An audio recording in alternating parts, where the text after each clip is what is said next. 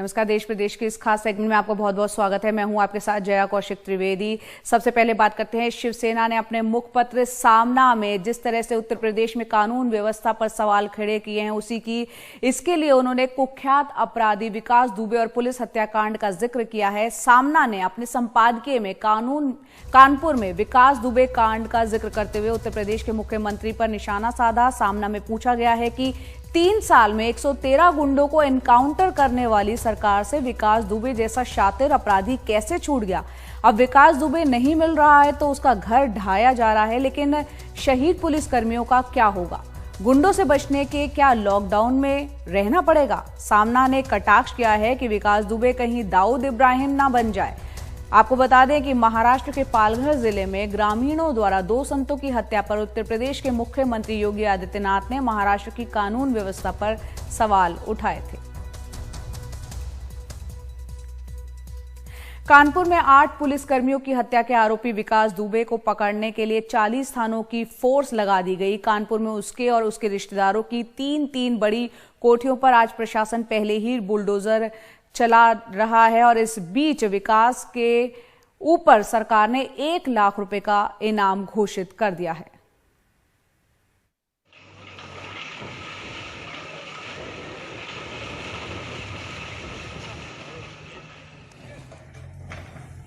जिस JCB machine से विकास दुबे ने उसके घर आ रही पुलिस का रास्ता रोका था, आज उसी जेसीबी से पुलिस ने विकास का घर ढहा दिया।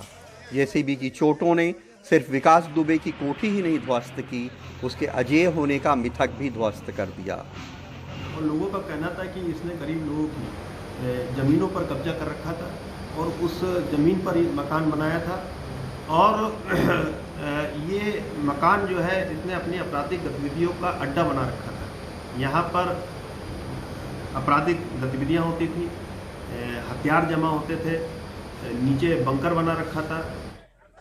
पुलिस को खबर मिली थी कि विकास ने घर में बने बंकर में और घर की दीवारों में हथियार छुपा रखे हैं। पुलिस ने जब वहां खुदाई की तो उसे वहां हथियार व गोला बारूद का बड़ा जखीरा मिला।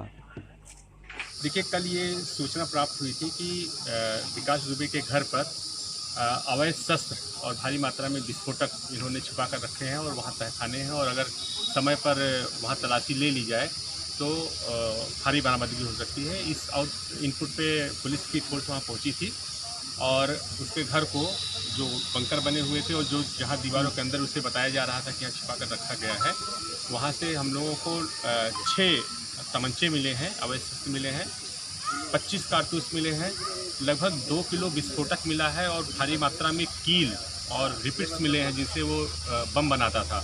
15 जिंदा बम मिले हैं और इस तरह की इस भारी विस्फोटक वहाँ रखा गया था और वो इतना शक्तिशाली हो सकता था कि उससे पूरा घर उड़ जाए।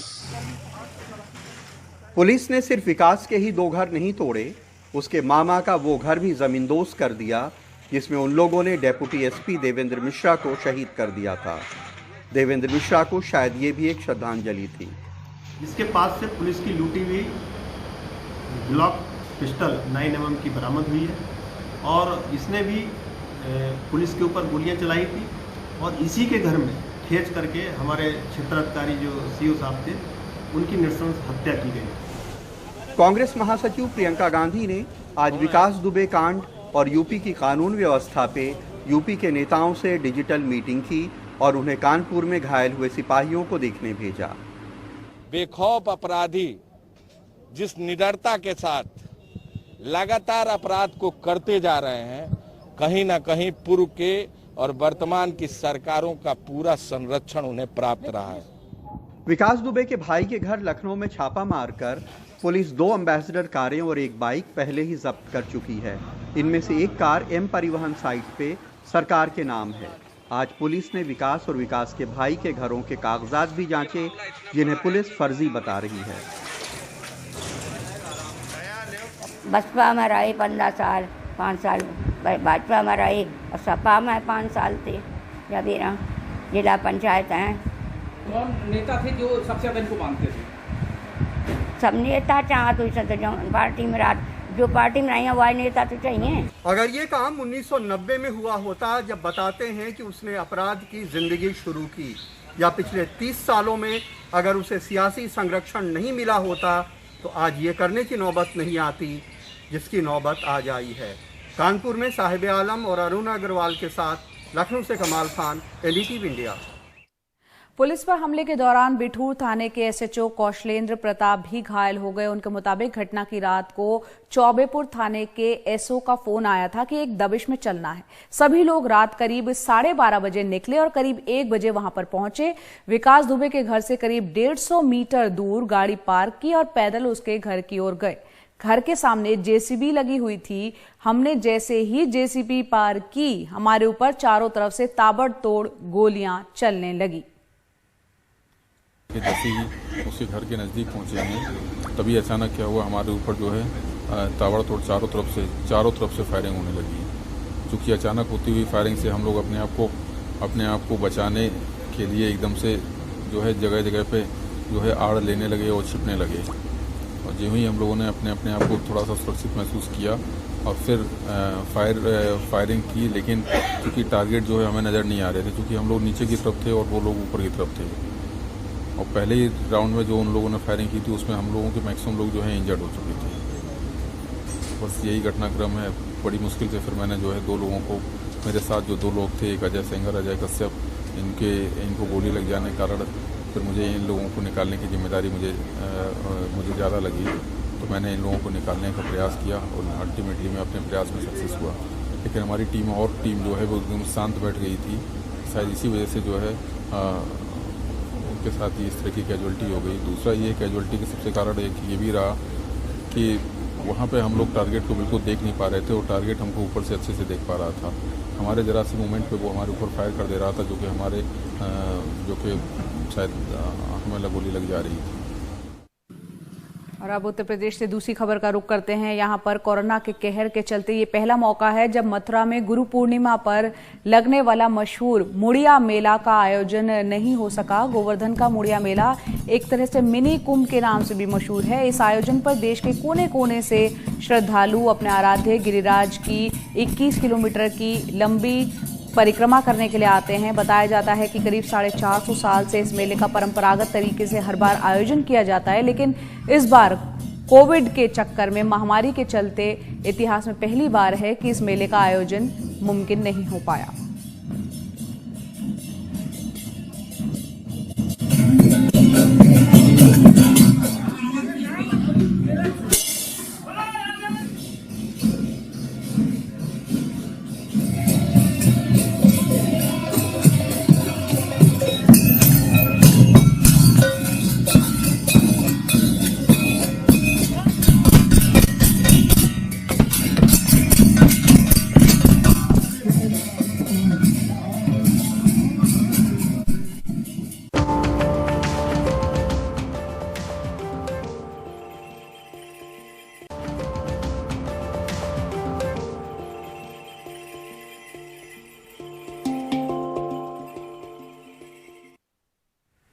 आज सावन का पहला सोमवार है और इस मौके पर देश के अलग अलग शहरों में शिव मंदिरों में पूजा अर्चना हो रही है।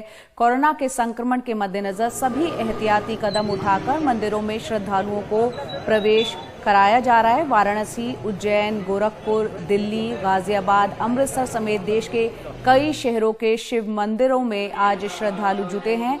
कोरोना के कारण वाराणसी के काशी विश्वनाथ मंदिर में एक साथ सिर्फ 5 लोगों को ही भगवान शिव का जलाभिषेक करने की अनुमति दी गई है। दूसरे साल के मुकाबले इस साल वाराणसी में श्रद्धालुओं की संख्या बहुत कम है। यहां प्रशासन ने पूरी तैयारी की है।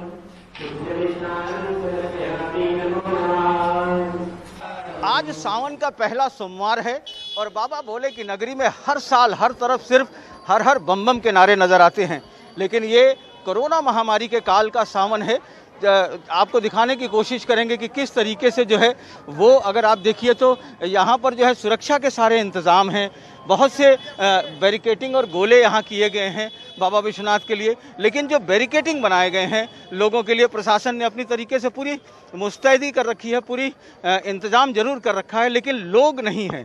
अगर हम यहाँ दिखाने की कोशिश करें तो जो ये बैरिकेटिंग है उन तमाम बैरिकेटिंग्स में उन्होंने यहाँ पर मैट लगा दिया है, लेकिन इस तरीके से जगह जगह जहाँ ये लाइन देख रहे हैं यहाँ पर इन्होंने गोला बना रखा है और इस गोले के जरिए एक सोशल डिस्टेंसिंग पालन करने का उन्होंने जो है एक तरीका अपनाया है, अपनी तरफ से पूरा इंतज़ाम किया है। लेकिन जो श्रद्धालु और भक्त आम दिनों पर आते थे वो यहाँ नज़र नहीं आ रहे हैं, लेकिन यहाँ पर और भी जो तमाम सुरक्षा के इंतज़ाम करने वाले लोग हैं वो यहाँ पर हैं। मीडिया के जो कर्मी हैं वो पूरी तरीके से अपने तरीके से, मीडिया के सारे कर्मी अपने तरीके से, मीडिया के कर्मी मुस्तैद हैं, वो लोग फ़ोटो खींच रहे हैं। लेकिन आपको मैं दिखाने की कोशिश करूँगा कि सारे लोग यहाँ पर हैं, पुलिस है, सारे तमाम ऐसे लोग हैं, मीडिया के लोग हैं, लेकिन जो जनता है, जो कांवरिया हैं, जो बोलबम के लोग हैं वो यहाँ पर नहीं हैं। तो बहुत से ऐसे लोग हैं, हालांकि कुछ छुटपुट श्रद्धालु जरूर यहाँ पर आ रहे हैं। ऐसे ही एक श्रद्धालु से हम बात करेंगे और जानने की कोशिश करेंगे। ये बताइए कि आपका क्या नाम है? रोहित सिंह। रोहित जी, ये बताइए कि आप आज आए हैं दर्शन करने सावन के पहले सोमवार में, इसके पहले आपने कभी देखा था इस तरीके का कि बनारस का माहौल हो? देखिए, इससे पहले तो महामारी कोरोना थी नहीं। महामारी कोरोना के बढ़ते प्रभाव के बीच में श्रावण मास के प्रथम सोमवार को बाबा की नगरी में फिर भी आप श्रद्धालुओं की संख्या देख लीजिए, यह अपने आप में एक बहुत आश्चर्यजनक विषय है।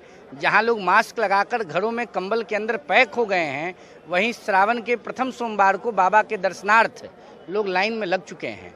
और बाबा नाम केवलम, बाबा ही एकमात्र सहारा हैं जो महामारी कोरोना से भारत सहित विश्व को मुक्ति दिला सकते हैं। तो ये इनकी अपनी आस्था और श्रद्धा है। 100-150 लोगों की बात कर रहे हैं, लेकिन बनारस में आप देखेंगे तो हजारों लोग हर दिन जो है की संख्या में सावन के समय में लोग श्रद्धालु जो है वो यहाँ पर आकर के जो है वो दर्शन पूजन किया करते हैं।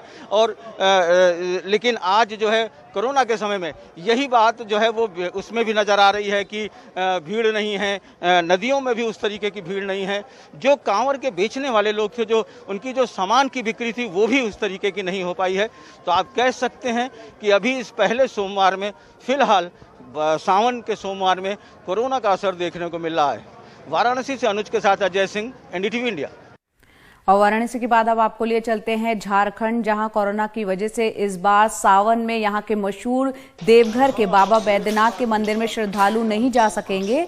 इस बार सावन के मेले के आयोजन की भी इजाजत यहां नहीं दी गई है और न ही कांवड़ियों को सुल्तानगंज से देवघर तक परंपरागत तरीके से कांवड़ ले जाने की इजाजत दी गई है। ऐसे में लोग महादेव के वर्चुअल दर्शन सिर्फ इंटरनेट पर ही कर सकेंगे। बाबा बैद्यनाथ मंदिर में पूजा अर्चना भी सिर्फ सुबह और शाम को ही हो सकेगी।